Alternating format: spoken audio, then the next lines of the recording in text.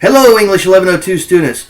Welcome to the summer 2016 semester of English 1102. In my class, I am your instructor, or perhaps your tour guide, Mr. Smith, and I will be taking you through the next 8 weeks trying to get you to appreciate great literature in the form of short story, poetry, and plays, and try to help you learn how to really write a bang-up research paper.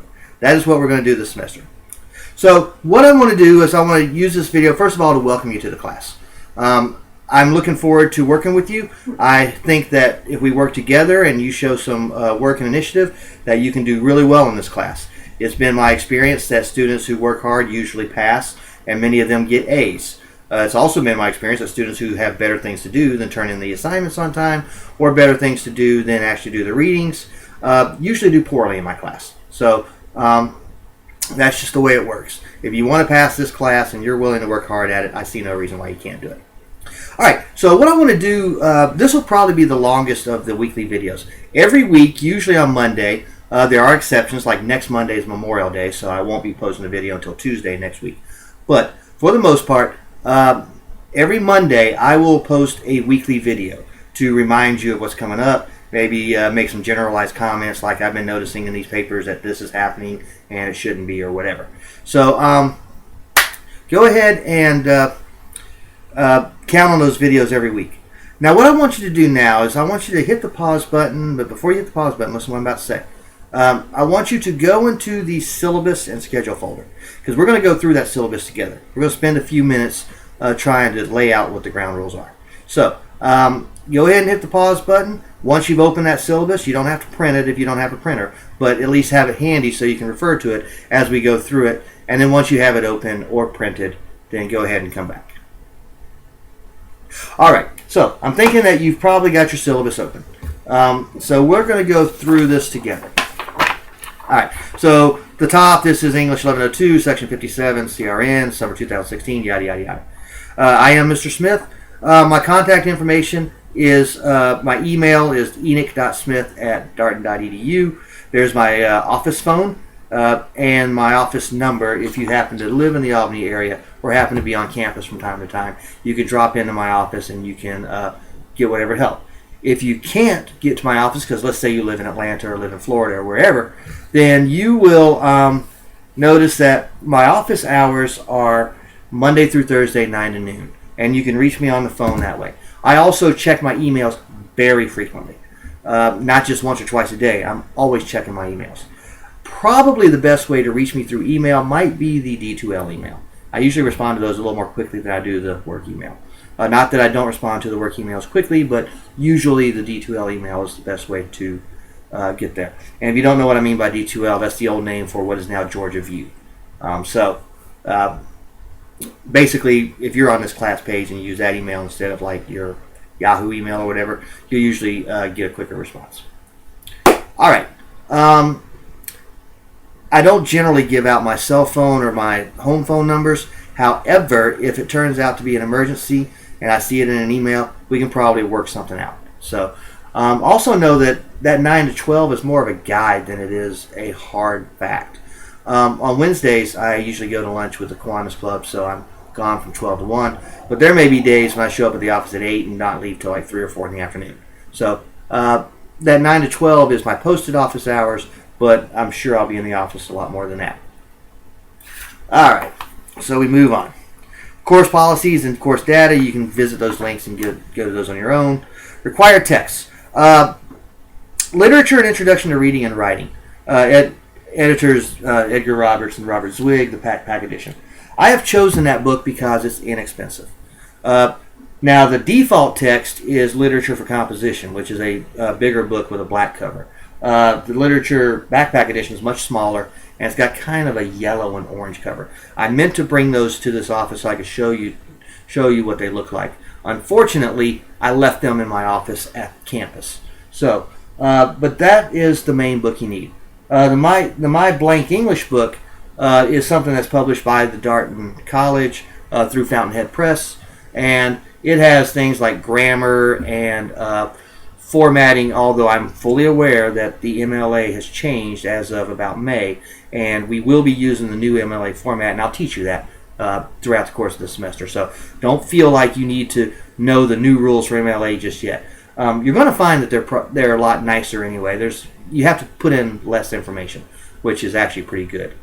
So these new rules actually can help.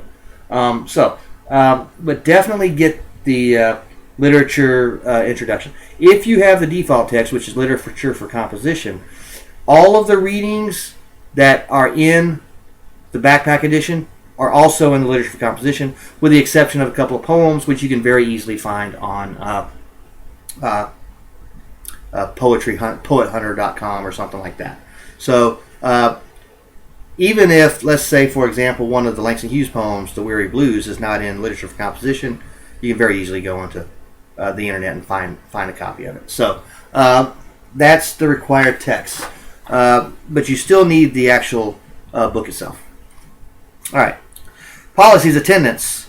You're going to need to sign in at least twice a week if you expect to pass this class. You cannot sign in once every couple of weeks or once every 3 weeks and expect to pass. It just won't happen. It's impossible. In fact, I've designed this class so it's impossible to actually pass that way on purpose. All right. So sign in at least twice a week.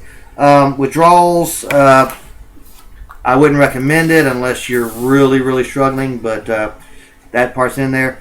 No-show period. If you're watching this video, this does not apply to you. If you're watching this video, it means you've signed in. So you won't be reported as a no-show. Makeup work. We are in an 8-week semester. Our semester is now much shorter than a regular semester. That means if you fall behind, you're going to have a tough row to hoe trying to get caught up. So my recommendation is don't fall behind. Don't expect me to take makeup work. There is a penalty because when you turn work in late, you create extra work for me. Work that I shouldn't have to be doing. As the semester progresses, my patience wears very thin. So turn your work in on time. My makeup policy is on a case-by-case basis, and I start penalizing after something's more than a week late. Now, there is acceptable documentation. If you're in the military and you get called in to serve in the military, obviously you need to do that. You and I can work this out if you're going to serve your country. If you're in the hospital and you've got some kind of documentation to prove that, I'm not going to make you do your homework while you're in the ICU. You can go ahead and show me the documentation. Jury summons, make sure you get called into jury duty, go ahead and do it. Order to appear in court, don't get a bench warrant because you don't show up. So these are all things here that are acceptable documentation, and you and I will work with. Life happens. I wish life would come to a screeching halt just because you're in college and would let you go through smoothly.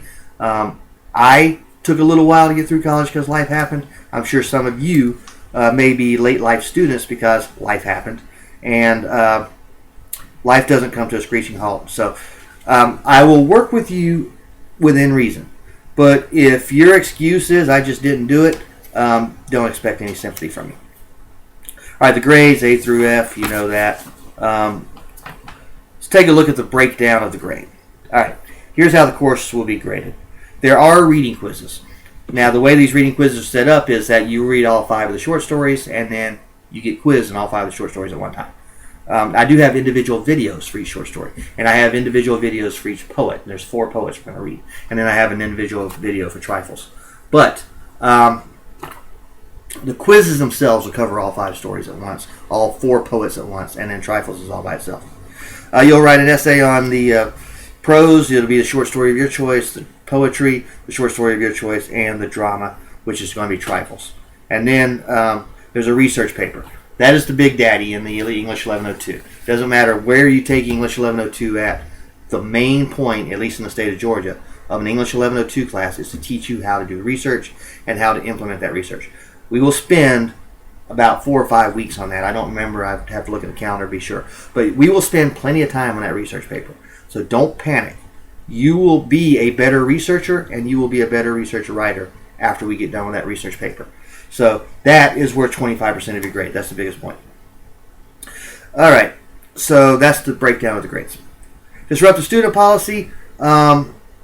You can read that on your own. I noticed that the catalog is 2014-15. I could not find a 2015-16 catalog online. The disruptive student policy is the same anyway. I actually helped write that, so I know what's in it. All right, academic respect you can read on your own. Plagiarism. I'll take just a second to talk about this. Do not plagiarize in this class. You will get caught. And once you get caught, you get a 0 on that assignment with no chance at a makeup. And you can beg me and say, well, I tried it. I made a mistake. I promise if you let me do a rewrite, I won't plagiarize. I don't want to hear it. I really don't. I take academic honesty very seriously, so much so that I'm actually the chair of the committee that hears plagiarism cases against students. Just don't do it. You are better off taking a C on a paper you wrote yourself than taking a 0 on a paper that you actually copied and pasted off of Wikipedia or something like that. I know where the bodies are buried. I know how to find out if you cheated. Don't cheat, because the penalties will be very, very harsh. A second plagiarism, and you may laugh, but it's happened. I have caught students plagiarizing. They have plagiarized a second time. That's an automatic F for the semester, no questions asked, and I write you up. And if we have to go to a hearing, I'll recuse myself because I'm the teacher that's bringing it up. But you won't be able to get away with that, and it will go on your record. So do not plagiarize in my class. If you don't know what plagiarism is, there's a paper on plagiarism, I think, in the research paper folder that talks about all the ways you can plagiarize. Copying and pasting off the internet is not the only way you can plagiarize. But whatever way it is, do not do it. Alright, so that is the syllabus in a nutshell. You can read through that on your own. Then we got the semester schedule. The prose module is already open and ready to go.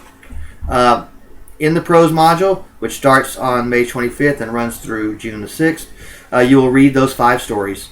There will be a quiz, so you'll take the quiz on those 5 stories, and then you'll have to write an essay.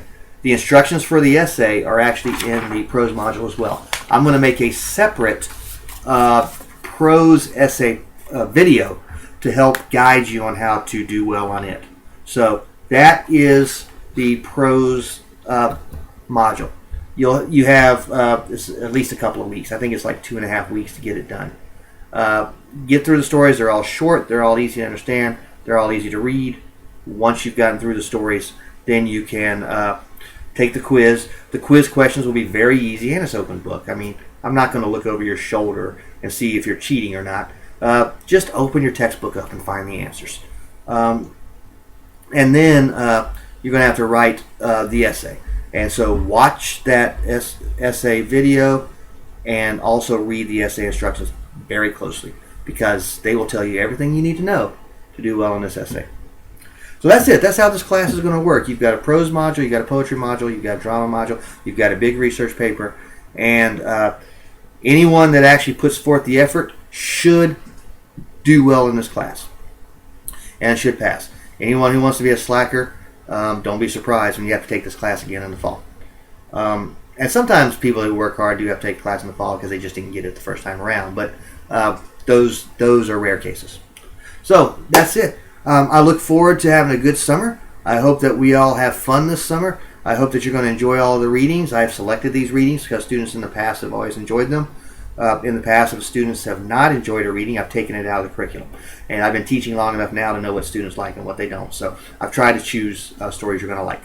And on that note, let's have ourselves a good semester.